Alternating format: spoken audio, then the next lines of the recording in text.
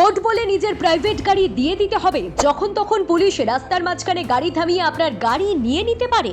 নিয়ম সম্পর্কে ভালোভাবে জানা আছে তো আপনার? পুলিশের আবদার শুনে গুন্ডামির অভিযোগ তুললেন অরিত্র দত্ত বণিক। অভিনেতা অরিত্রর মতো যদি এমন বিপাকে আপনিও পড়েন তাহলে কি করবেন? সত্যিই কি কারোর প্রাইভেট গাড়ি কোনো অভিযোগ বা নোটিশ ছাড়া প্রশাসন নেবে বললেই নেওয়া যায়? রাস্তায় পুলিশের সঙ্গে বচসায় জড়ালেন অভিনেতা ইনফ্লুয়েন্সার।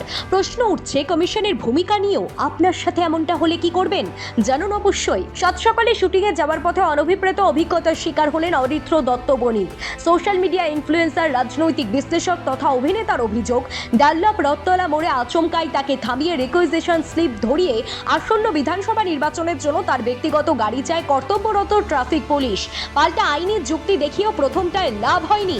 ঘটনাস্থলে পুলিশের সঙ্গে বচসায় জড়ান অরিত্র। ঘটনার মুহূর্ত ক্যামেরাবন্দি করে সোশ্যাল মিডিয়ায় পোস্ট করেন তিনি।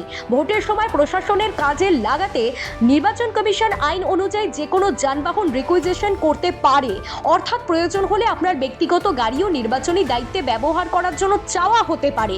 তবে নিয়ম অনুযায়ী প্রথমে সরকারি ও বাণিজ্যিক গাড়ি ব্যবহার করা হয়, আর সেগুলি যথেষ্ট না হলে তবেই ব্যক্তিগত গাড়ি নেওয়ার পথে হাঁটে প্রশাসন। এক্ষেত্রে গাড়ির মালিককে নির্দিষ্ট প্রক্রিয়ায় নোটিশ দেওয়া হয় এবং ব্যবহার বাবদ নির্ধারিত ক্ষতিপূরণও দেওয়া হয়। পাশাপাশি মালিক চাইলে বিশেষ পরিস্থিতিতে ছাড়ের আবেদন করতে পারেন, যা প্রশাসন বিবেচনা করে দেখতে পারে।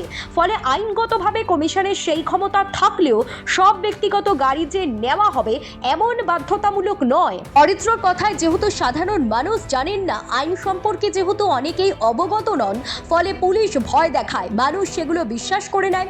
প্রতিরোধ গড়ে তোলা উচিত এই মুহূর্তে। সরকারের এখন অনেক গাড়ি রয়েছে। আগে যখন নিয়ম ছিল তখন সত্যিই গাড়ির অভাব ছিল, এখন ততটাও নেই। ফলে অরিত্র জানিয়েছেন ব্যারাকপুর পুলিশ কমিশনারের কাছে এবং জেলা নির্বাচনী আধিকারিকের দপ্তরে চিঠি বা মেলের মাধ্যমে ওই ট্রাফিক পুলিশের বিরুদ্ধে অভিযোগ জানাবেন তিনি। Bureau report, talk to time.